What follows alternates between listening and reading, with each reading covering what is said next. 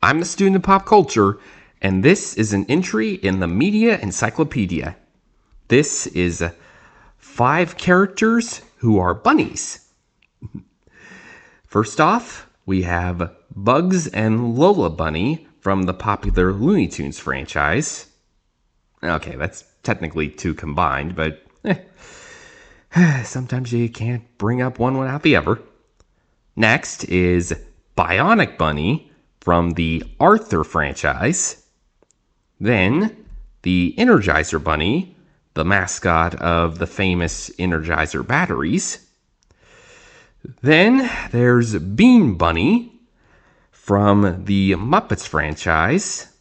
And last but not least, the underrated video game, Super Bunny.